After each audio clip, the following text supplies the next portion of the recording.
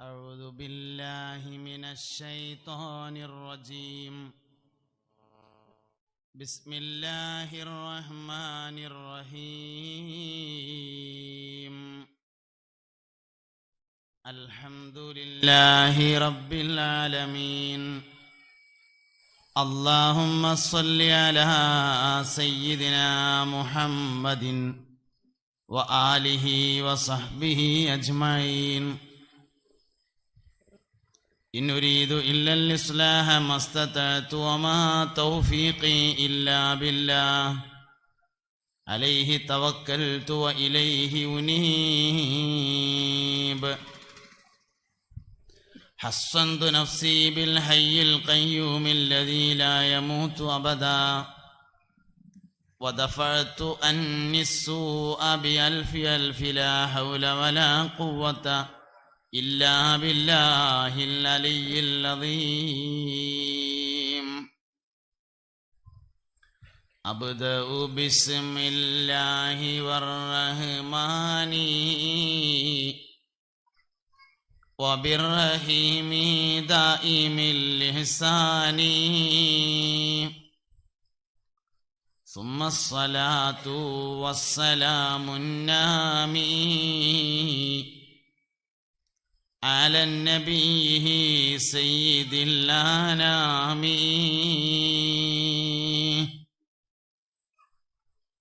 മുഅ്മിനീങ്ങളെ, മുഅ്മിനാത്തുകളെ, പുന്നാര നബി സല്ലല്ലാഹു അലൈഹി വസല്ലമ തങ്ങളുടെ ജന്മം കൊണ്ട് അനുഗ്രഹീതമായ റബീഉൽ അവ്വൽ മാസത്തിലാണ് മഹല്ലിൻ്റെ പേരിൽ ആണുങ്ങളും പെണ്ണുങ്ങളും കുട്ടികളും മുതിർന്നവരും പ്രായമായവരും പ്രായമാകാത്തവരും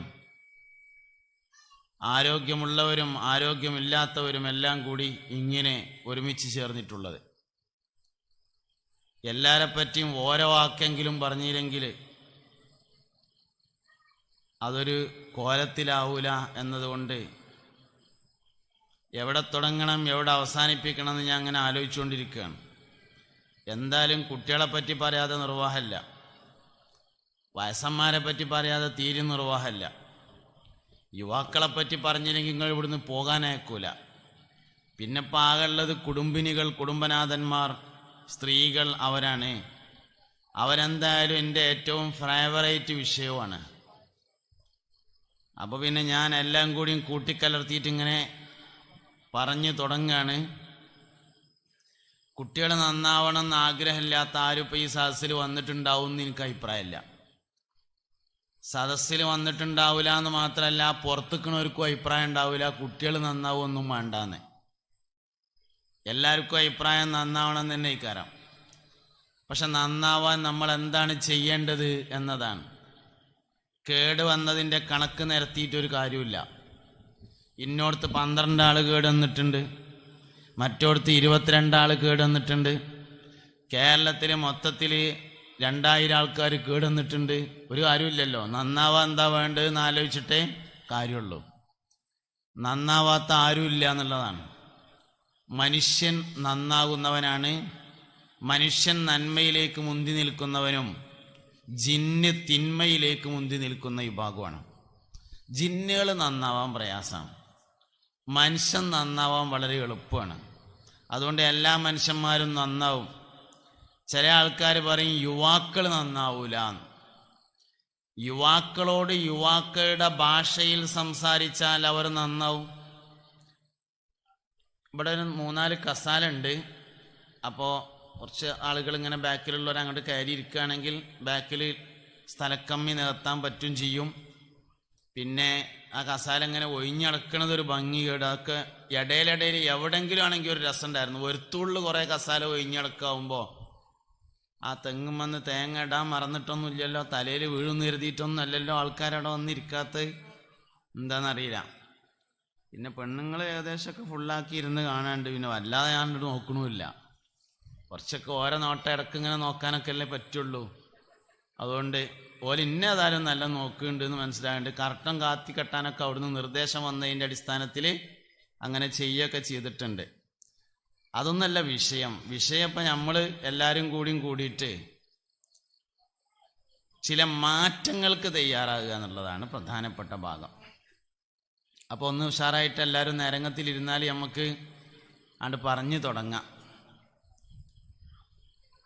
ചിലവർ പറയും കുട്ടികൾ നന്നാവാൻ വാപ്പയാണ് നോക്കേണ്ടത്, ചിലവർ പറയും മക്കൾ നന്നാണെങ്കിൽ ഉമ്മയാണ് നോക്കേണ്ടത്. ഞാൻ പറയണത് ഉമ്മയും വാപ്പയല്ല നോക്കേണ്ടത്, വല്ലിപ്പയാണ് നോക്കേണ്ടത് എന്നാണ്. കുട്ടികൾ നന്നാവാൻ ഉമ്മയും നോക്കിയാൽ പോരാ, വാപ്പയും നോക്കാൻ പോരാ, വല്ലിപ്പയാണ് നോക്കേണ്ടത് എന്നാണ് ഞാൻ പറയണത്. ഇനി അതിൻ്റെ മേലെ വാപ്പ ഉണ്ടെങ്കിൽ വല്ലിപ്പാൻ്റെ വാപ്പയും നോക്കണം. ഇനി അതിൻ്റെ മേലത്തെ വാപ്പാനെ ഓർമ്മ ഉണ്ടെങ്കിൽ മൂപ്പരും നോക്കണം. ഒരാൾ നന്നായാൽ ഏറ്റവും ചുരുങ്ങിയത് അതിൻ്റെ ഗുണം അനുഭവിക്കുന്നത് 3 തലമുറയായിരിക്കും എന്നാണ്.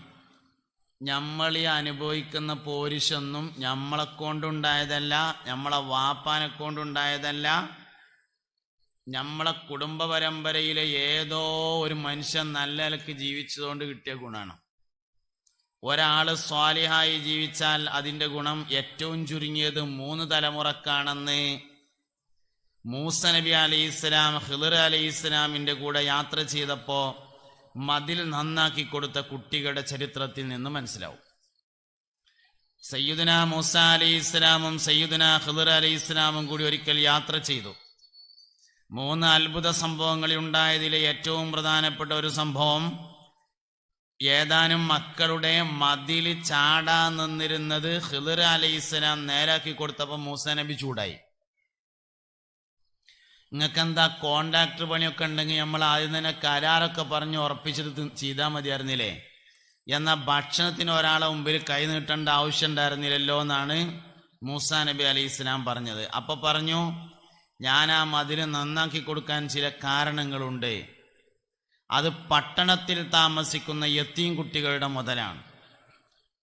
വക്കാന അബൂഹുമാ സ്വാലിഹ, ഓല വാപ്പ ഒരു നല്ല മനുഷ്യനായിരുന്നു. ആ ആയത്തിൻ്റെ തഫ്സീറിൽ കാണും, ഖിളിർ അലൈഹിസ്സലാം ഉദ്ദേശിച്ച വാപ്പ ഈ കുട്ടികളുടെ നേരെ വാപ്പാനെ പറ്റിയിട്ടായിരുന്നില്ല, അവരുടെ 3ാമത്തെ വല്ലിപ്പാനെ കുറിച്ചായിരുന്നു ഉദ്ദേശിച്ചത് എന്ന് കാണാം. അപ്പോൾ വല്ലിപ്പാൻ്റെ ഗുണം പേരക്കുട്ടിക്കുണ്ടാവും. വാപ്പ നോക്കണം, ഉമ്മ നോക്കണം, വല്ലിപ്പ നോക്കണം, വല്യമ്മ നോക്കണം, എല്ലാവരും ശ്രദ്ധിക്കുമ്പോഴാണ് കുടുംബം നേരാകുക, മക്കൾ നേരാകുക. ജന്മന എല്ലാവരും നല്ലവരാണ് എന്നാ. നന്നാവാൻ കാരണം വേണ്ട, കേടുവരാനാണ് കാരണം വേണ്ടത്. ചിരിക്കാൻ കാരണമാണ് കാരണം. ഒരു കുട്ടി ചിരിക്കുകയാണെങ്കിൽ നമ്മൾ എന്താപ്പാ കുട്ടി ഇങ്ങനെ ചിരിക്കണെന്നാവോ, ആശുപത്രി കൊണ്ടുപോയി നോക്കട്ടെ എന്ന് പറയില്ല. ഒരു കുട്ടി കരയാണെങ്കിൽ നമ്മൾ പറയും, പഠിച്ചോനെ വയറുവേദന ഉണ്ടായിട്ടാന്നാവോ, അതോ ചെവി വേദന ഉണ്ടോന്നാവോ, അതോ കുട്ടിക്ക് തലവേദനറ്റുണ്ടോന്നാവോ, ഒന്ന് കൊണ്ടുപോയി നോക്കട്ടെ എന്ന്. ചിരിക്കാൻ കാരണം വേണ്ട, കരയാൻ കാരണം വേണം. നന്നാവാൻ കാരണം വേണ്ട, കേടുവരാൻ കാരണം വേണം. ഇന്നോടത്ത് ഇന്നാലിന് മനുഷ്യൻ നന്നായിട്ടുണ്ട്, ഇത്ര എന്തേന്നാവോ ഓപ്പ അങ്ങനെ നന്നായത് എന്ന് ആരും ഒരു അത്ഭുതം പറയാറില്ല. നന്നാവൽ അത്ഭുതമുള്ള കാര്യമല്ല, നന്നാവാൻ ഒരു കാരണവും ആവശ്യമില്ല. കേടുവരാൻ കാരണം വേണം. ഇന്നോടത്ത് ഇന്നാലിനൊരു മനുഷ്യനുണ്ട്, ഓൻ്റെ വാപ്പി വല്യപ്പൊക്കെ പള്ളിക്കമ്മറ്റിയിലുണ്ടായിരുന്നു, ഓ എന്തേ ഇങ്ങനെ കുരുത്തം കെട്ടോനായത് എന്നാവോന്ന്. കേടുവരാനാണ് കാരണം, നന്നാവാൻ ഒരു കാരണവുമില്ല. മനുഷ്യൻ ജന്മനാ നല്ലോനാണ്, കേട് വരുത്താതിരുന്നാൽ മതി. ജന്മനാ മനുഷ്യന് കൊള്ളക്കാരൻ്റെ കുട്ടിയാണെങ്കിലും സ്വാലിഹായിട്ടാണ് ജനിക്കുക. നമ്മളിതുവരെ എവിടുന്നും പറഞ്ഞു കേട്ടിട്ടുണ്ടാവില്ല, തെക്കേതിലെ കൊള്ളക്കാരന് കുട്ടി ഉണ്ടായിട്ടുണ്ട്, കുട്ടി പെരുങ്കള്ളനാണ്, നിങ്ങൾ ഇതുവരെ കേട്ടിട്ടുണ്ടാവില്ല. തെക്കേതിലെ നമ്മളാ കള്ളല്ലേ, ഓൻ്റെ അല്ലെങ്കിൽ വടക്കേതിലെ മറ്റേ ചെങ്ങായില്ലേ കള്ളുടിയാന്, ഓനൊരു കുട്ടി ഉണ്ടായിട്ടുണ്ട്, കുട്ടി എന്തോരു നല്ല മനുഷ്യന്നേ പറയുള്ളൂ. ഒരു കുട്ടിയും ജന്മന കള്ളുകുടിയാനല്ല, ഒരു കുട്ടിയും ജന്മന കൊള്ളക്കാരനല്ല, ഒരു കുട്ടിയും ജന്മന പെണ്ണുപിടിയാനല്ല, ഒരു കുട്ടിയും ജന്മന മോശക്കാരനല്ല. നന്നാവാൻ ഒരു കാരണം വേണ്ട, കേടുവരുത്താൻ ഞാൻ മതി. കുട്ടികൾക്ക് ജന്മന കളവ് പറയാൻ കഴിയില്ല എന്നാണ്. ജന്മന ആർക്കും കളവ് പറയാൻ കഴിയില്ല. പെരയിൽ വന്നിട്ട് വാപ്പ ഉണ്ടോയെന്ന് ചോദിച്ചാൽ കുട്ടികൾ ഉണ്ടെങ്കിൽ ഉണ്ട് എന്ന് പറയും, ഇല്ലെങ്കിൽ ഇല്ല എന്ന് പറയും. അകത്ത് ഒളിച്ചിരുന്നിട്ട് ഇല്ല എന്ന് പറയണമെങ്കിൽ കുട്ടീനെ നേരത്തെ സെറ്റ് ചെയ്യണം. പിന്നെ മോനെ പലരും ഇവിടെ വരാൻ സാധ്യത ഉണ്ട്, അബ്ദുറഹ്മാൻ എങ്ങാനും വന്നാൽ വാപ്പ ഇവിടെ ഇല്ല എന്ന് പറഞ്ഞുകൊണ്ട് ഇട്ടോ എന്ന് പറഞ്ഞ് ഏൽപ്പിച്ചെങ്കിലേ വാപ്പ ഉണ്ടോ എന്ന് ചോദിച്ചാൽ ഇല്ല എന്ന് പറയാൻ കഴിയുള്ളൂ, ഇല്ലെങ്കിൽ ഉണ്ടെങ്കിൽ ഉണ്ട് എന്നും ഇല്ലെങ്കിൽ ഇല്ല എന്നേ പറയുള്ളൂ. കുട്ടികളുടെ ഉത്തരം കറക്റ്റായിരിക്കും. നുണ പറയാൻ ജന്മന കുട്ടികൾക്ക് കഴിവില്ല എന്ന് പറഞ്ഞാൽ നമ്മൾക്കാർക്കും കഴിവില്ല. നമ്മളൊക്കെ ചെറുതായിട്ട് വലുതായതാണ്. ആരും പാറമ്മ പൊട്ടിമുളച്ചതല്ല, എടവണ്ണപ്പാറല്ല ഞാൻ ഉദ്ദേശിച്ചത്, കരിങ്കലിൻ്റെ പാറയാണ് ഉദ്ദേശിച്ചത്. ആരും പാറമ്മ പൊട്ടിമുളച്ചതല്ല, എല്ലാവരും ചെറുതായിട്ട് വലുതായതാണ്. ആർക്കും ജനിച്ചപ്പോൾ നുണ പറയാൻ കഴിഞ്ഞിരുന്നില്ല, എല്ലാവർക്കും ജനിച്ചപ്പോൾ സത്യം പറയാൻ മാത്രമേ കഴിഞ്ഞിരുന്നുള്ളൂ. അപ്പോൾ സത്യം പറയാൻ പഠിക്കാനില്ല, നുണ പറയാനാണ് പഠിക്കാനുള്ളത്. വക്കീലാകുക, കളവ് പറയാനാണ് തോനെ പഠിക്കാനുള്ളത് എന്ന്. സത്യം പറയാൻ ഒന്നും പഠിക്കാനില്ല, ഉള്ള മാതിരിയാണ് പറഞ്ഞാൽ മതി. നുണ പറയണമെങ്കിൽ നല്ലോണം പഠിക്കണം. ഒരു കളവ് പറയണം, പിന്നെ ആ കളവ് അടക്കാൻ മറ്റൊരു കളവ് പറയണം, പിന്നെ ആ കളവ് അടക്കാൻ വേറൊന്ന് പറയണം. അങ്ങനെ കളവ് പറയാൻ നല്ല വിദ്യാഭ്യാസം വേണം. സത്യം പറയാൻ ഒരു വിവരം വേണ്ട, ഉള്ളതുള്ള മാതിരി പറയണേനാണ് സത്യം പറയാന്ന് പറയണത്. അപ്പൊ കേടരാനാണ് തോനെ പഠിക്കാനുള്ളത്, നന്നാവാൻ കൂടുതൽ പഠിക്കാനൊന്നുമില്ല. ജനിച്ച മാതിരി അങ്ങനെ ജീവിച്ചാൽ നല്ലോനാണ്. എല്ലാ കാര്യവും ഇങ്ങനെ എടുത്തോളി. കുട്ടികൾക്ക് ആരോടും ദേഷ്യമില്ലല്ലോ, എല്ലാരെ കണ്ടാലും ചിരിക്കും, എല്ലാരെ കണ്ടാലും സംസാരിക്കാൻ ശ്രമിക്കും. എല്ലാവരും തൻ്റെ മിത്രങ്ങളാണ്. വാപ്പാക്കാകെ ഒരു പണി മാത്രമേ ഉള്ളൂ എന്നാണ് കുട്ടിയുടെ വിചാരം. അങ്ങാടി പോവുക, വരുമ്പോൾ എനിക്ക് കളി സാധനങ്ങളും മഞ്ചും കൊടുന്നുതരാ, വേറെന്താ പക്ക് പണി? ഉമ്മാക്കാകെ ഒരു പണിയുള്ളൂ, ഇന്നെ കുളിപ്പിക്കുക, എനിക്ക് ഡ്രസ്സ് മാറ്റി തരാ, ചോറ് വാരി തരാ, വേറെന്താ ഉമ്മക്ക് പണി? വാപ്പാക്ക് ഇന്ന നോക്കല്ലാത്ത വേറൊരു പണിയില്ല, ഉമ്മാക്ക് ഇന്ന നോക്കല്ലാത്ത വേറൊരു പണിയില്ല എന്നാണ് കുട്ടി വിചാരിക്കുന്നത്. കുറച്ചിങ്ങനെ വലുതായി വലുതായി വലുതായി വരുന്നതിനനുസരിച്ച് ദുന്യാവിൽ തീരെ വിശ്വാസമില്ലാത്തത് ഉമ്മാനും പിന്നെ വാപ്പാനിയായി മാറും. ഒരു 20,000 റുപ്യ ആരേലും തരാണ്ട് ഞാൻ അത് പെരേ കൊടുന്നേരാന്ന് പറഞ്ഞാൽ പിന്നെ ഇജ്ജ് പെരേ കൊടുന്നേരണ്ട, എൻ്റെ പെരേക്കാൻ തിരിനോടുത്ത് ആ പലർക്ക് വീടിയല്ലേ, അതിൽ അബ്ദുറഹ്മാൻ്റെ അടുത്ത് കൊടുത്താൽ മതിയെന്ന്. കാരണം വാപ്പാന് വിശ്വാസമല്ല. ഒരു മനുഷ്യന് വരുന്ന മാറ്റാണ് ശരിക്കത്.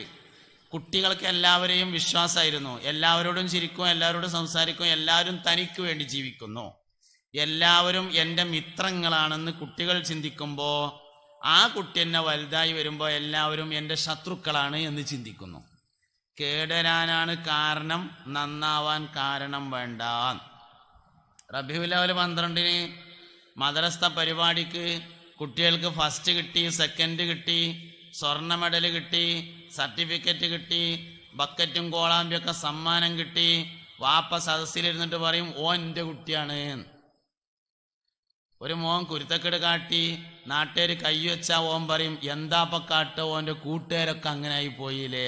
അല്ല, എൻ്റെ കുട്ടിയായതുകൊണ്ട് തന്നെയാണ് സമ്മാനം കിട്ടിയതും, എൻ്റെ കുട്ടിയായത് തന്നെയാണ് ആൾക്കാർ മേത്ത് കയ്യക്കാണ്ടായ കാരണവും. രണ്ടും എൻ്റെ കുട്ടിയായതുകൊണ്ട് തന്നെയാണ്. ഒന്ന് കൂട്ടുകാരനായതുകൊണ്ടും, എന്നാ പിന്നെ രണ്ടും അങ്ങനെ ആക്കണം. ഞാൻ പ്രത്യേകിച്ചൊന്നും ചെയ്തിട്ടില്ല, കൂട്ടുകാരൊക്കെ ഉഷാറായതുകൊണ്ടാണ് നേരായി. രണ്ടും അങ്ങനെ ആക്കുകയാണെങ്കിൽ കുഴപ്പമില്ല.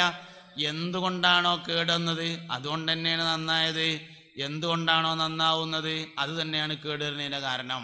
നല്ലത് കേടുവന്നാലാണ് ഏറ്റവും മോശമാകുക. നാട്ടിൽ കല്യാണമുള്ള ദിവസം പള്ളിക്കത്തെ മൂത്രപ്പരയെ പോയി നോക്കിയാൽ ഒരു പ്രത്യേക വാസന വരും. എല്ലാവരും ബിരിയാണി എന്നതാണ് അതിൻ്റെ കാരണം.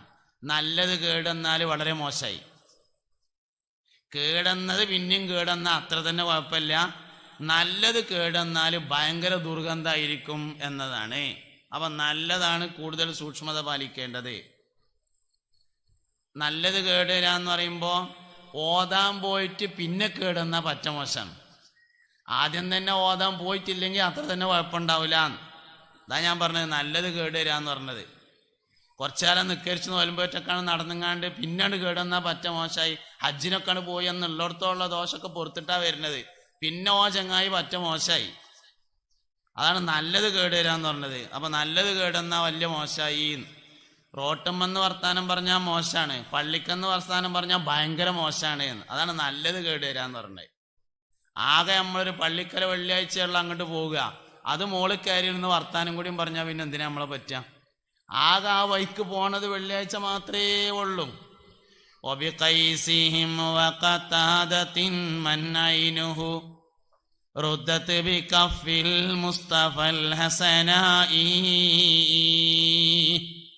രണ്ട് ബദരീങ്ങളാണത്, ഖൈസ് റളിയല്ലാഹു അൻഹു, ഖത്താദ റളിയല്ലാഹു അൻഹു. സയ്യിദുനാ ഖൈസ് റളിയല്ലാഹു അൻഹു, ഖൈസ് 2 പേരുണ്ട്. ഒന്ന് ബദറിൽ പങ്കെടുത്ത ഖൈസുണ്ട്, ബദറിൽ പങ്കെടുക്കാത്ത വേറെ ഖൈസ് റളിയല്ലാഹു അൻഹു ഉണ്ട്. ആരാണെന്നറിയില്ല. ഏതായാലും ഒരു ഖൈസ് നബി സല്ലല്ലാഹു അലൈഹി വസല്ലമ തങ്ങളുടെ ഹദറത്തിൽ സ്ഥിരമായി വരും, എപ്പോഴും സദസ്സിലുണ്ടാവും. പക്ഷെ മൂപ്പർക്ക് ചെറിയൊരു അസുഖമുണ്ട്, ചെവിക്ക് ചെറുതായിട്ടൊരു കേൾവി കുറവാണ്. അതുകൊണ്ട് ഉറക്ക വർത്താനം പറയും. അവനാന് കേൾക്കണില്ലെങ്കിൽ ഉറക്ക വർത്താനം പറയുമല്ലോ. ചിലർ മൊബൈലൊക്കെ 2 ചെവിയിലും ഇയർഫോൺ വെച്ചിട്ട് വർത്താനം പറയും. അപ്പോൾ ഉറക്കയിക്കാരം പറയാം, നാട്ടുകാരൊക്കെ കേൾക്കുമല്ലോ സ്വകാര്യം, ഫോൺ ചെയ്യിക്കാരം. അതുകൊണ്ട് ഒന്ന് വെച്ചിട്ട് പറഞ്ഞാൽ മതി, എന്നാൽ പിന്നെ ഒന്നുകൂടെ നാട്ടുകാർ കേൾക്കുന്നുണ്ട് എന്നുള്ളത് അറിയാൻ പറ്റും. ചെവി കേൾക്കാത്ത ആൾ ഉറക്ക വർത്താനം പറയും. അപ്പോൾ ഖൈസ് റളിയല്ലാഹു അൻഹു ഉറക്ക വർത്താനം പറയുന്ന ആളായിരുന്നു. പരിശുദ്ധ ഖുർആനിൽ ഒരു ആയത്തിറങ്ങി, ലാ തർഫഉ അസ്വാതകും ഫൗക സൗത്തിൻ നബിയ്യി വലാ തജ്ഹറൂ ലഹു ബിൽ ഖൗലി കജഹരി ബഅദികും ബഅദാ അൻ തഹബത അമാലുകും വഅൻതും ലാ തശ്ഉറൂൻ എന്ന ആയത്തിറങ്ങി. ലാ തർഫഉ അസ്വാതകും ഫൗക സൗത്തിൻ നബിയ്യി, നിങ്ങളാരും മുസ്തഫായ നബി സല്ലല്ലാഹു അലൈഹി വസല്ലം ദിവസം കഴിഞ്ഞു. ഒരിക്കൽ പുന്നാര നബി സല്ലല്ലാഹു അലൈഹി വസല്ലമ തങ്ങൾ ചോദിച്ചു, നമ്മുടെ ഖൈസ് എവിടെ? കുറെ ദിവസമായിട്ട് ഖൈസിനെ കിട്ടില്ലല്ലോ. സഹാബത്ത് പറഞ്ഞു, അള്ളാന്റെ റസൂലേ, ഖൈസ് കുറെ ദിവസമായി പള്ളിയിൽ വരാറില്ല നബിയേ. സഹാബത്തെ, എന്താണ് ഖൈസ് പള്ളിയിൽ വരാത്തത്? മുസ്തഫായ നബി സല്ലല്ലാഹു അലൈഹി വസല്ലമ തങ്ങളോട് അവർ പറഞ്ഞു, ഞങ്ങൾക്കറിയില്ല. എന്നാൽ ആരെങ്കിലും 1-2 ആളുകൾ പോയി ഒന്ന് ഖൈസിനെ കൂട്ടിക്കൊണ്ടുവരൂ. സഹാബത്ത് പോയി ഖൈസ് റളിയല്ലാഹു അൻഹുവിനെ കൂട്ടിക്കൊണ്ടുവന്നു. മുസ്തഫായ നബി സല്ലല്ലാഹു അലൈഹി വസല്ലമ തങ്ങൾ ചോദിച്ചു, ഖൈസേ, ഏതാനും ദിവസങ്ങളായി നിങ്ങൾ എന്താണ് പള്ളിയിൽ വരാത്തത്? സയ്യിദുനാ ഖൈസ് റളിയല്ലാഹു അൻഹു പറഞ്ഞു, നബിയേ, നിങ്ങളുടെ മുമ്പിൽ വെച്ച് ഉച്ചത്തിൽ സംസാരിച്ചാൽ അമലുകൾ പൊളിഞ്ഞു പോകുമെന്ന ആയത്തിറങ്ങിയില്ല നബിയേ. ഖൈസിന്റെ ഉള്ളിടത്തോളം അമല് മുഴുവൻ പോയില്ലേ, ഇഞ്ഞി പെടുന്ന അങ്ങോട്ടുള്ള അമല് പോകണ്ടെന്ന് കരുതിയിട്ട് ഖൈസ് വരാതിരുന്നതാണ്. മുസ്തഫായ നബി സല്ലല്ലാഹു അലൈഹി വസല്ലമ പറഞ്ഞു, ഖൈസേ, നിങ്ങൾക്ക് രോഗമായതുകൊണ്ട് അറിയാതെ സംഭവിച്ചു പോയതല്ലേ, അള്ളാഹു നിങ്ങൾക്ക് പുറത്തു തന്നതായി അറിയിച്ചിട്ടുണ്ട്. അതിന് പുറമെ അള്ളാഹു നിങ്ങൾക്ക് ഒരു ഓഫറും നൽകിയിട്ടുണ്ട്. ഇസ്ലാമിന്റെ വലിയൊരു പ്രത്യേകതയാണ് എല്ലാ പ്രയാസത്തിനും ഓഫർ കിട്ടുന്നുള്ളത്. എല്ലാ ഇടങ്ങേറിനും ഓഫറുണ്ട്. അങ്ങനെയാണ്. ഒരാൾ സ്ഥിരമായി പള്ളിയിലേക്ക് പോയിരുന്ന ആള് ഒരു ദിവസം കാലിന്റെ മുട്ടുവേദനായിട്ട് പോകാൻ കഴിഞ്ഞില്ല. അപ്പോന് ചെറിയൊരു വിഷമം അങ്ങനെ ഉണ്ടാവും, പഠിച്ചോനെ, എല്ലാവരും അസറിസ്കരിക്കാൻ പള്ളിക്കൊക്കെ പോകുന്നുണ്ടല്ലോ, എൻ്റെ കാലിൻ്റെ മുട്ടുവേദന ആയതുകൊണ്ട് പോകാൻ വയ്യല്ല റബ്ബേ എന്നൊരാൾക്ക് ഇങ്ങനെ തോന്നിയാൽ പോയതിൻ്റെ കൂലി കിട്ടും. ഓഫറാണ്.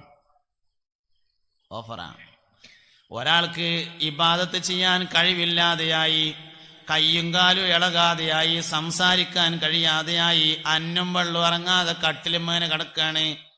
പക്ഷെ അവൻ്റെ കൽവിലുണ്ട്, റബ്ബേ എന്നെക്കൊണ്ട് കഴിയണില്ലല്ലോ. എന്നാൽ അവൻ്റെ ഓരോ ശ്വാസത്തിനും അള്ളാഹു കൂലി നൽകുന്നതാണ്. ഓഫറാണ്. എല്ലാ ഇടങ്ങേറിനും ഓഫറുണ്ട് എന്നാണ്. ഒരാളിങ്ങനെ നടന്നു പോകുമ്പോൾ കാലുമ്മ മുള്ളുത്തി വേദനയാല് ആ വേദനയായപ്പോൾ അവൻ ക്ഷമിച്ചാൽ അത് കാരണം അവൻ്റെ പാപങ്ങൾ പുറത്തു കൊടുക്കുന്നതാണ്. ഓഫറില്ലാത്തൊരു കാര്യമില്ല ഇസ്ലാം ദീനിൽ. അപ്പം അതുകൊണ്ട് ഖൈസ് റളിയല്ലാഹു അൻഹുവിനോട് മുസ്തഫായ നബി സല്ലല്ലാഹു അലൈഹി വസല്ലം പറഞ്ഞു, നിങ്ങൾക്ക് ചെറിയൊരു വിഷമം തോന്നിയില്ലേ, അതുകൊണ്ട് ഓഫർ വന്നിട്ടുണ്ട് പറഞ്ഞു. എന്താ ഓഫർ എന്ന് ചോദിച്ചപ്പോൾ പറഞ്ഞു, നിങ്ങൾ അള്ളാഹുവിൻ്റെ മാർഗത്തിൽ ഷഹീദാകുമെന്ന് സയ്യിദുനാ ജിബ്രീൽ അലൈഹിസ്സലാം മുഖേന അള്ളാഹു അറിയിച്ചിട്ടുണ്ടെന്ന് പറഞ്ഞപ്പോൾ ഖൈസ് റളിയല്ലാഹു അൻഹു തുള്ളിച്ചാടി. ഓഫർ കേട്ടപ്പോൾ സന്തോഷായി. മുസ്തഫായ നബിതങ്ങളുടെ ഹദറത്തിൽ വെച്ച് നബിതങ്ങളെക്കാൾ ഉച്ചത്തിൽ സംസാരിച്ചാൽ അമൽ പൊളിഞ്ഞു പോകുമെന്ന ആയത്തിന് ശേഷം ഖൈസ് റളിയല്ലാഹു അൻഹു പള്ളിയിൽ വന്നില്ല. പള്ളിയിൽ വെച്ച് ദുന്യവിയായ സംസാരം ഒരാൾ നടത്തിയാൽ അവന്റെ 40 കൊല്ലത്തെ അമലുകൾ പൊളിഞ്ഞു പോകുമെന്ന സ്വഹീഹായ ഹദീസിനെ ഇമാം നബവി റളിയല്ലാഹു അൻഹു തന്റെ 40 ഹദീസിൽ ഉദ്ധരിച്ചിട്ടുണ്ട്. കമ്മറ്റിക്കാരാണെങ്കിലും പൊളിയും, ചെറുപ്പക്കാരാണെങ്കിലും പൊളിയും, ആരാണെങ്കിലും പൊളിയും. ഇപ്പൊ ഒരു പ്രശ്നം എന്താണെന്ന് നിങ്ങള്, ആർക്കും അവനാനെ പറ്റി ഒരു അഭിപ്രായക്കുറവില്ല, എല്ലാവർക്കും വേറുള്ളവരെ പറ്റിയാണ് അഭിപ്രായക്കുറവുള്ളത് എന്നാണ്. അത് സാരല്ല, കുട്ടികളാകുമ്പോൾ കുറച്ചൊക്കെ ഉണ്ടാവും, കറണ്ട് മുഖമൊക്കെ പോകണ നോക്കിയാൽ മതി. ആർക്കും അവനാനെ പറ്റിയിട്ട്, മോമിനിങ്ങളെ ഇങ്ങോട്ട് നോക്കി, എല്ലാവരും റേഞ്ച് പോയല്ലേ ഇങ്ങോട്ട് നോക്കി, ആർക്കും അവനാനെ പറ്റിയൊരു അഭിപ്രായക്കുറവില്ല എന്നാ. സത്യത്തിൽ നിങ്ങളൊന്ന് ആലോചിച്ച് നോക്കുകയാണ്, ഈ ഇവിടെ ഇരിക്കണ ഈ ആണുങ്ങളൊക്കെ മനസ്സിലുണ്ടാകുകയും ഉസ്താദ് നിങ്ങളെ പെണ്ണുങ്ങളെ പറ്റി നല്ലോണം എന്ന് പറയുന്നതാണ്. അപ്പുറത്തുള്ള പെണ്ണുങ്ങളൊക്കെ മനസ്സിലുണ്ടാകുക, ഉസ്താദെ പെണ്ണുങ്ങളെ പറ്റി എല്ലാവരും പറയലുണ്ട്, നിങ്ങൾ ആണുങ്ങളെ പറ്റിയൊന്ന് നല്ലോണം പറയുന്നതാണ്. ചെറുപ്പക്കാരൊക്കെ മനസ്സിലുള്ളത് വയസ്സന്മാരെ പറ്റി നല്ലോണം പറയുന്നതാണ്. വയസ്സന്മാരൊക്കെ മനസ്സിലുള്ളത് നിങ്ങളാ ചെറുപ്പക്കാരെ പറ്റി നല്ലോണം പറയുന്നതാണ്. പുതിയാപ്പിളാരൊക്കെ മനസ്സിലുള്ളത് പുതിയെണ്ണങ്ങളെ പറ്റി നല്ല പറയാനാണ്. പുതിയെണ്ണങ്ങളൊക്കെ മനസ്സിലുള്ളത് പുതിയാപ്പിളാരെ പറ്റി നല്ല പറയാനാണ്. നിസ്കരിക്കണവരൊക്കെ മനസ്സിലുള്ളത് നിസ്കരിക്കാത്ത കുറേ എണ്ണം വന്നിട്ടുണ്ട്, നല്ലോണം പറഞ്ഞുകൂടി എന്നാണ്. നിസ്കരിക്കാത്ത ഏതെങ്കിലും ഒരു മനുഷ്യനെ വിളിച്ചിട്ട് ഞാൻ ഒന്ന് ചോദിച്ചോക്കണ്ട എന്താ പറയേണ്ടത് എന്ന് ഓൻ പറയും. കുറച്ച് നിക്കാരക്കാരത്തികൾ പരമാൻഷികളുണ്ട്, ഓലെ പറ്റിയൊന്നും നല്ലോണം പറയുന്നതാണ് പറയാം. കാരണം ആർക്കും അവനാനെ പറ്റി ഒന്നും അറിയാനില്ല, നമ്മൾ തേഞ്ഞവരും ബാക്കിയുള്ളവരൊക്കെ മോശക്കാരുമാണ്. അതുകൊണ്ട് എല്ലാവരും വിചാരിക്കുക ഓരോരുത്തരെയും പറ്റിയാണ് പറയണത്. വർത്താനം പറയാനും ഒച്ചടാനും പറ്റൂല എന്ന് പറഞ്ഞാൽ ആരും പറ്റൂല. പള്ളിക്കല വെള്ളിയാഴ്ചയാണ് എന്ന് തോന്നണമെങ്കിൽ നമുക്ക് അങ്ങോട്ട് കയറുമ്പോൾ ഒരു ഒച്ചടണം, അല്ലെങ്കിൽ ഇങ്ങോട്ട് ഇറങ്ങുമ്പോഴെങ്കിലും ഇടണം, അല്ലെങ്കിൽ ഹൗലും കരക്കുന്നെങ്കിലും ഇടണം. എന്നാലേ ഇന്ന് പള്ളിക്കത്തെ വെള്ളിയാഴ്ച എന്നുള്ള ഫീലിംഗ് കിട്ടുള്ളൂ. എന്താ കാട്ടുക? പൈസ ചെലവാക്കിയിട്ട് മക്കത്ത് എന്ന് മദീനത്ത് എന്ന് സിയാറത്ത് ചെയ്യുമ്പോ മുസ്തഫായ നബി സല്ലല്ലാഹു അലൈഹി വസല്ലമ തങ്ങളോട് സലാം പറയണത് സെൽഫിയിൽ പകർത്തിയിട്ട് ഫേസ്ബുക്കിലിടുക. അസ്സലാത്തു വസ്സലാമു അലൈക റസൂലല്ലാഹ് ഇതിങ്ങനെ കാട്ടിയിട്ടേ എവിടെ ഇപ്പം നമ്മൾ അദബ് മര്യാദ ഒക്കെ പോയി കിടക്കണത് എന്നുള്ളതാണ് നമ്മൾ ആലോചിക്കേണ്ടത്. ആകെ ഒരു വെള്ളിയാഴ്ച നമ്മൾ പള്ളിക്കൊക്കെ ഉള്ളൂ, അതൊന്ന് കോലത്തിൽ വന്നുങ്ങാണ്ട് ആ മേലെ കയറി സഫായിട്ട് ഇരുന്നുങ്ങാണ്ട് ആ അൽക്കഫിന്റെ ഏടെടുത്ത് ഓതിയിലെങ്കിലും ഒന്ന് നോക്കുകയും ചെയ്തുങ്ങാണ്ട് മാനമര്യാദക്ക് വർത്താനം പറയാതെ ഇരുന്നുങ്ങാണ്ട് ജുമ കൂടിങ്ങാണ്ട് പോവുകയാണെങ്കിൽ നാളെ മരിച്ചെന്നാൽ അത് ഏടിലുണ്ടാവും. ഇല്ലെങ്കിൽ ഈ വെള്ളിയാഴ്ചൻ്റെ അവിടെ നിന്നാണ്ട് ബാക്കൊക്കെ 40 കൊല്ലത്തെ അമലാണ് ക്യാൻസലാക്കും. ഹദീസാണ്. ദുന്യവിയായ സംസാരം പള്ളിയിൽ വെച്ച് നടത്തിയാൽ 40 വർഷത്തെ അമൽ പൊളിഞ്ഞു പോകും എന്ന് പറഞ്ഞാൽ 40 കൊല്ലത്തെ അമല് ഉംറക്ക് പോയത് ഉണ്ടാവും എന്ന് കരുതിയിട്ടാണ് മഷറ ചെന്നത്. ഏട് നിർത്തി വെക്കുമ്പോൾ അതിലില്ല, ക്യാൻസലാ. ഞാൻ വെറുതെ പറഞ്ഞല്ല, ഹദീസിൽ പറഞ്ഞതിനെ ഞങ്ങൾക്ക് മനസ്സിലാവുന്ന ഒരു കോലത്തിൽ പറഞ്ഞു എന്നേ ഉള്ളൂ.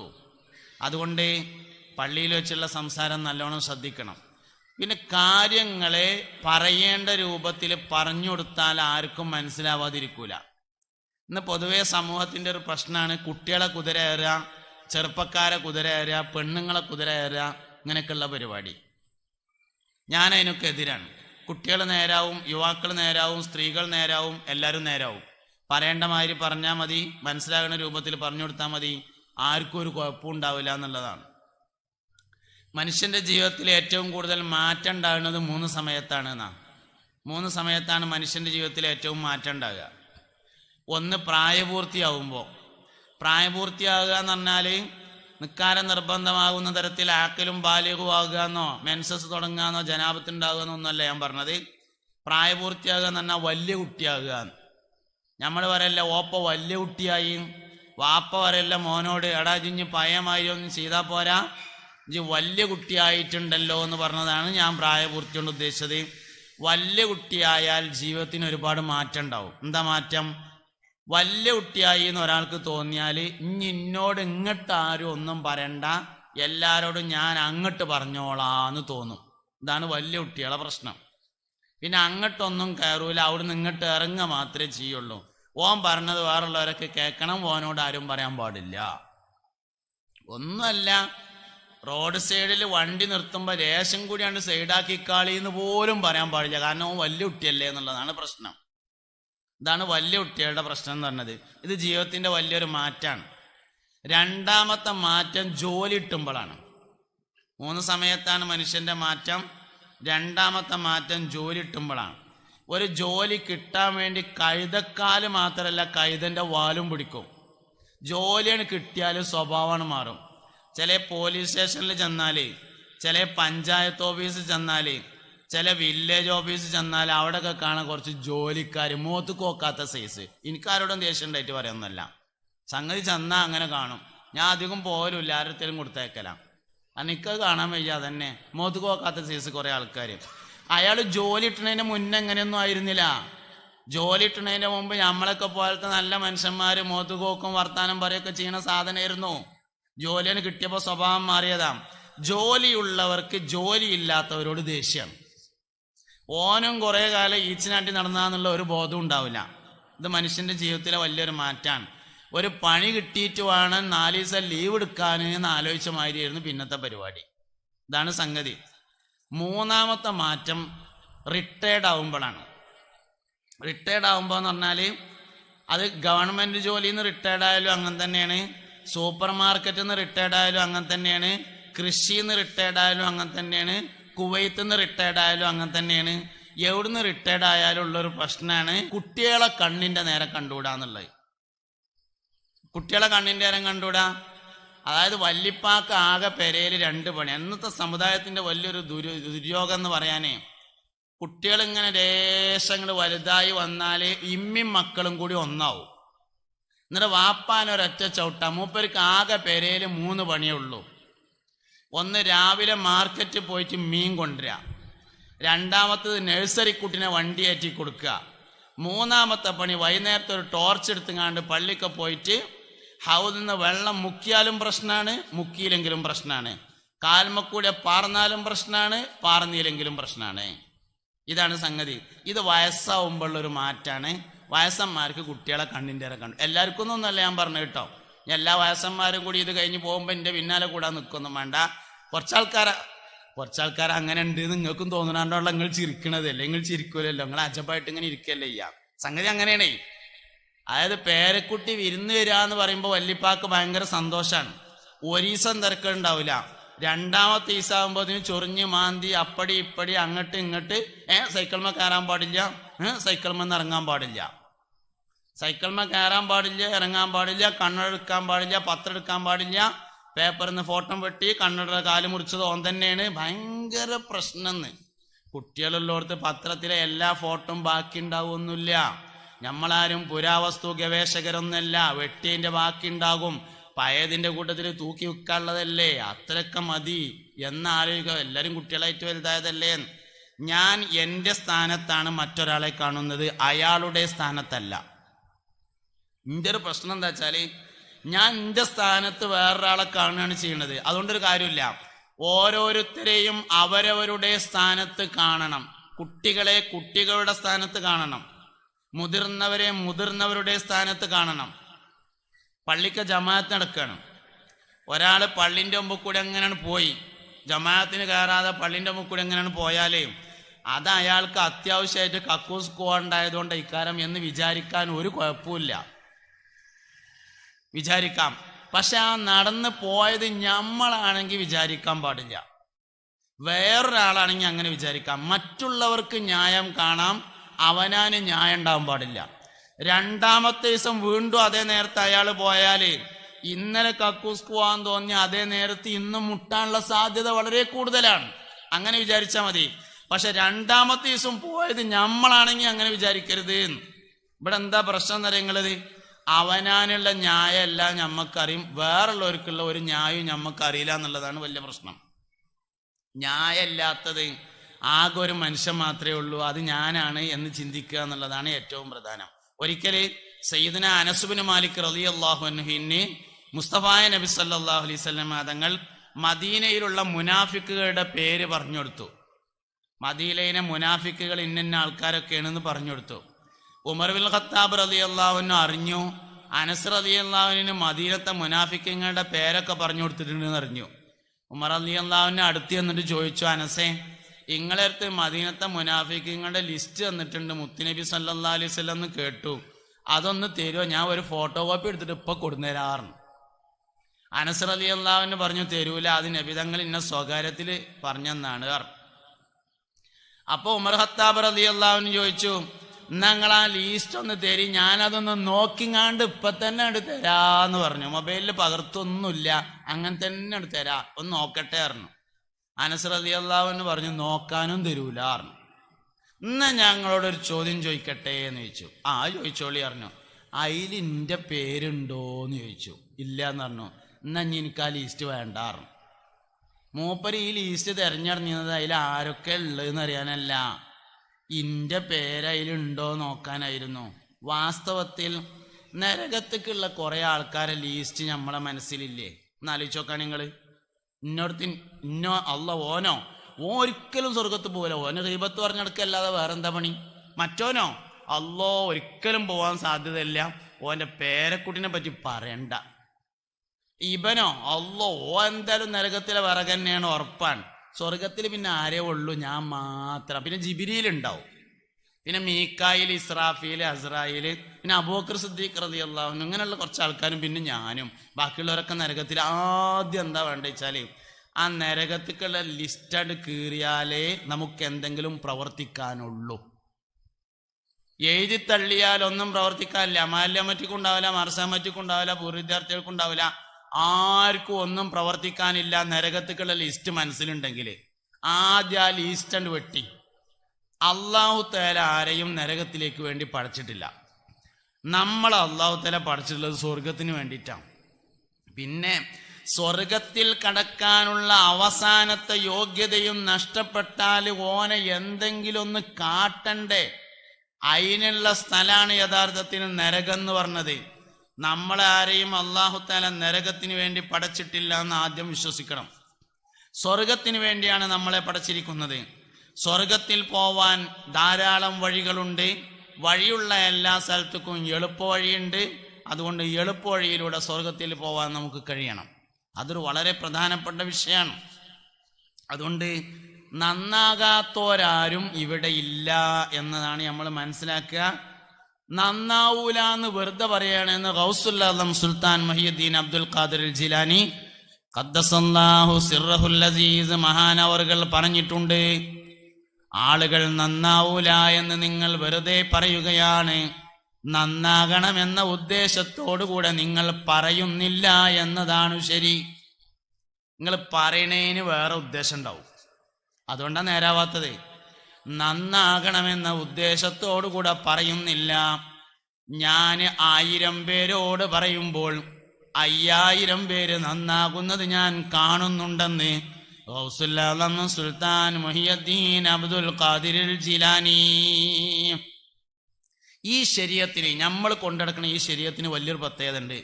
ഈ ശരീഅത്ത് വേഗത്തിൽ ആളുകൾ ഉൾക്കൊള്ളുന്ന ശരീഅത്താണ്. സയ്യിദുനാ നൂഹ് നബി അലൈഹിസ്സലാം 950 കൊല്ലം ദീന് പറഞ്ഞിട്ട് 9 പേരാണ് വന്നത്. വേറെ അഭിപ്രായത്തിൽ 80 പേരാണ് വന്നത്. എന്നാൽ മുസ്തഫായ നബി സല്ലല്ലാഹു അലൈഹി വസല്ലമ 8 വർഷം കൊണ്ട് ലോകത്തിന്റെ എല്ലാ ഭാഗത്തേക്കും ഇസ്ലാമിനെ എത്തിച്ചിട്ടുണ്ട്. 53-ലാണ് മക്കയിൽ നിന്ന് മദീനയിലേക്ക് ഹിജ്റ പോകുന്നത്. അതിൻ്റെ ശേഷമാണ് പ്രബോധനം ശക്തമാക്കുന്നത്.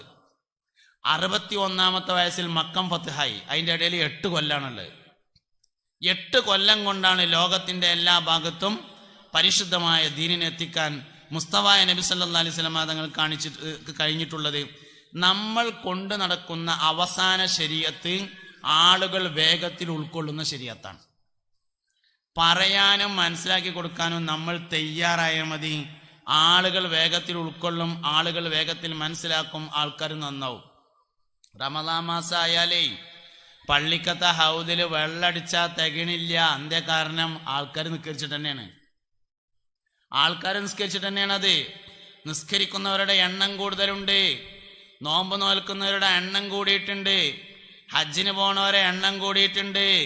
ഉംറക്ക് പോണവരെ എണ്ണം കൂടിയിട്ടുണ്ട്. പെണ്ണുങ്ങൾ വരെ ഉംറക്ക് പോണയിൽ മുമ്പന്തിയിലുണ്ട്. കാരണം ഒരു വള വിറ്റാ മതി എന്നതാണ്. സ്വർണത്തിന് വില കൂടിയതാണ് പ്രധാനപ്പെട്ട കാരണം. ആയിക്കോട്ടെ, എന്നാലും അതൊക്കെ വളരെ കൂടുതലാണ്. പിന്നെ വേറൊരു കാര്യം ഞാൻ അങ്ങോട്ട് പറയാനുള്ളത് എന്താ വെച്ചാലേ, ഇസ്ലാമുക്ക് ആദ്യം വന്ന ഒരു സ്ത്രീ ഉണ്ട്, സയ്യിദത്തുന ഖദീജ റളിയല്ലാഹു അൻഹ. ഒറ്റ വക്തും നിസ്കരിച്ചിട്ടില്ല. ഖദീജ ബി റളിയല്ലാഹു അൻഹ ഒറ്റ വക്തും നിസ്കരിച്ചിട്ടില്ല. കാരണം ഖദീജ ബി വഫാത്താവുന്നത് വരേക്കും നിസ്കാരം നിർബന്ധമായിട്ടില്ല.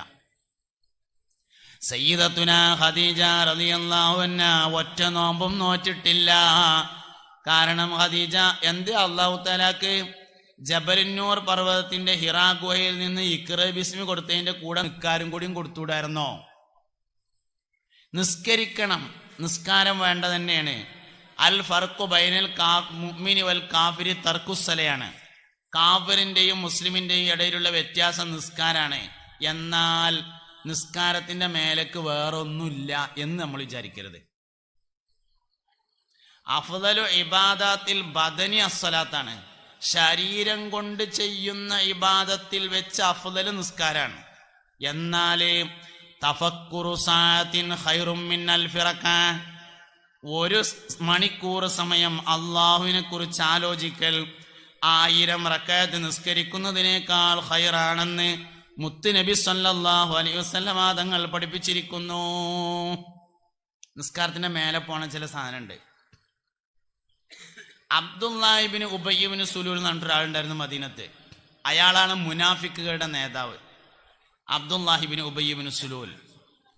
5 വക്തിനും മദീനത്തെ പള്ളിയില് മുസ്തഫായ നബി സല്ലല്ലാഹു അലൈഹി വസല്ലമ തങ്ങളുടെ പിന്നിൽ മഅ്മൂമായി നിസ്കരിച്ചിരുന്ന ആളാണ് മുനാഫിക്കുകളുടെ നേതാവായ അബ്ദുല്ലാഹി ഇബ്നു ഉബയ്യ് ഇബ്നു സുലൂൽ എന്ന് പറയുന്ന ആള്.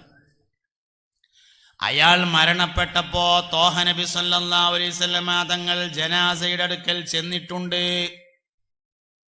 അയാളുടെ മയ്യത്ത് ഖബറിലേക്ക് ഇറക്കി വെക്കാൻ ആരംഭ റസൂലുള്ളാഹി സല്ലല്ലാഹു അലൈഹി വസല്ലമ ഖബറിൽ ഇറങ്ങിയിട്ടുണ്ട്. തിരിച്ചു പോരുമ്പോ ഒരായത്തിറങ്ങി, നബിയേ ഇൻ തസ്തഗ്ഫിർ ലഹും 70 മറത്തൻ ലൻ യഗ്ഫിറല്ലാഹു ലഹും. നബിയെ, നിങ്ങൾ 70 തവണ അയാൾക്ക് പുറത്തു കൊടുക്കണമെന്ന് പറഞ്ഞാലും ഞാൻ അയാൾക്ക് പുറത്തു കൊടുക്കില്ല നബിയേ എന്നായത്തിറങ്ങി. അയാളുടെ കാര്യത്തില് അയാൾക്ക് ലാ ഇലാഹ ഇല്ലല്ലയിൽ വിശ്വാസമില്ലാത്തത് കൊണ്ടല്ല. പിന്നെന്തേ പറ്റിയ പ്രശ്നം? മുഹമ്മദ് നബിയിലും വിശ്വാസമുണ്ട്, റസൂലാകാൻ മാത്രമൊക്കെ ഉണ്ടോന്ന് ചെറിയ ഒരു തോന്നൽ, അതാണ് പ്രശ്നം. മുഅ്മിനീങ്ങളെ, ഒരു കാര്യം ഞാൻ അങ്ങോട്ട് പറയാം. മനുഷ്യൻ നന്നാവുകയും കേടുവരികയും ചെയ്യുന്നത് ഒരു പ്രധാനപ്പെട്ട വിഷയത്തിന്റെ അടിസ്ഥാനത്തിലാണ്. എല്ലാവരും നന്നാവും, എല്ലാവരും കേടുവരും. ഒരൊറ്റ കാര്യം കറക്റ്റായാൽ മതി. ഒരു പ്രധാനപ്പെട്ട വിഷയത്തിന്റെ അടിസ്ഥാനത്തിലാണ് കൊടുത്തോളി മനുഷ്യൻ നന്നാവുകയും കേടുവരികയും ചെയ്യണത്.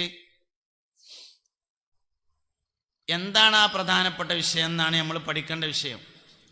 മനുഷ്യൻ നന്നാവുകയും കേടുവരികയും, അതായത് ഷഹാദത്ത് കലിമയുടെ അഷ്ഹദു അല്ലാ ഇലാഹ ഇല്ലല്ലാഹ് വ അഷ്ഹദു അന്ന മുഹമ്മദ റസൂലുള്ളാഹ് എന്ന ഷഹാദത്ത് കലിമയുടെ 1-ാം ഭാഗമായ അഷ്ഹദു അല്ലാ ഇലാഹ ഇല്ലല്ലാഹ് എന്നതിൽ സംശയമുണ്ടായത് കൊണ്ടല്ല ക്രിസ്ത്യാനികൾ കാഫിറായത്. മുഅ്മിനീങ്ങളെ, ആ കടിയും ചായയൊക്കെ ഇങ്ങനെ തൊള്ളേക്ക് കൊണ്ടുപോണതിൻ്റെ ഒപ്പം നിങ്ങളൊന്ന് എൻ്റെ മുഖത്തേക്കും കൂടി നോക്കി, എന്നാലല്ല സംഗതി അടക്കുള്ളൂ. വേണ്ട, ഞാൻ കുടിച്ചാണ്. അപ്പം എൻ്റെ മുഖത്ത് നിങ്ങൾ കണ്ണ് പോയാൽ വിഷയം തലക്കെന്ന് കൊണ്ടുവരേണ്ടി വരും എന്നുള്ളതാണ് പ്രശ്നം. അതുകൊണ്ട് എൻ്റെ മുഖത്തേക്ക് ഇങ്ങനെ നോക്കിയിട്ട് ഇങ്ങനെ തിന്നാം. ഞാൻ ഏതായാലും നിങ്ങൾ തിന്നണേ നോക്കാതിരുന്നോളാം, ഞങ്ങളെ കണ്ണുക്ക് മാത്രം നോക്കിക്കോളാം. അതുകൊണ്ട് എല്ലാവരും ഒന്ന് ഇങ്ങോട്ട് നോക്കിയിട്ട് ചെയ്യും. ഈ രസമൊക്കെ പറഞ്ഞു കഴിയുമ്പോൾ അതിന് വേഗം കൊടുത്തേണ്ട തീർത്താലേ അതൊക്കെ അതിൻ്റെ ഒരു ഭാഗമാണല്ലോ. എന്തായാലും ആവശ്യമുള്ള സംഗതിയാണ്. ഒരു ചെറിയ വെള്ളം, ഒരു ചെറിയ കടിയൊക്കെ കിട്ടിയാൽ അതൊക്കെ സംഗതി തന്നെയാണ്. എനിക്ക് വന്നേക്കിന് കട്ടൻ ചായയും പിന്നെ ഇതൊക്കെ കിട്ടിയിട്ടുണ്ട്, അണ്ടിപ്പരിപ്പ്, ഈത്തപ്പഴം ഒക്കെ കിട്ടിയിട്ടുണ്ട്. അപ്പം നിങ്ങൾക്കും എന്തെങ്കിലുമൊക്കെ ഒന്ന് കിട്ടിക്കോട്ടെ. അപ്പം നിങ്ങൾ ഇങ്ങോട്ട് നോക്കി, നിങ്ങൾ ക്രിസ്ത്യാനികൾ കാഫിറായത് അള്ള 2 ഉണ്ട് എന്ന് വിശ്വസിച്ചിട്ടല്ല. ജൂതന്മാര് കാഫിറായത് തൗഹീദ് തെറ്റിയതുകൊണ്ടല്ല, ഓൽക്കും ഒരുവനായ അള്ളാഹുവിൽ വിശ്വാസമുണ്ട്. പിന്നെ ഓൽക്ക് എന്താ പറ്റിയത്? മുഹമ്മദ് നബി സല്ലല്ലാഹു അലൈഹി വസല്ലമ തങ്ങൾ നിസ്സാരമായി തോന്നി എന്നതാണ് അവർക്കെല്ലാം പറ്റിയ പ്രശ്നം. മുനാഫിക്കുകൾക്കും പറ്റിയ പ്രശ്നം അതാണ്, എല്ലാവർക്കും പറ്റിയ പ്രശ്നം അതാണ്. അതുകൊണ്ട് നന്നാവാനുള്ള എളുപ്പ വഴി മുഹമ്മദ് നബി സല്ലല്ലാഹു അലൈഹി വസല്ലമ തങ്ങളിൽ താല്പര്യം കൂടുതലാണ്. എന്നാലേ ഈ ശരീഅത്തിൽ നിൽക്കാൻ കഴിയുള്ളൂ.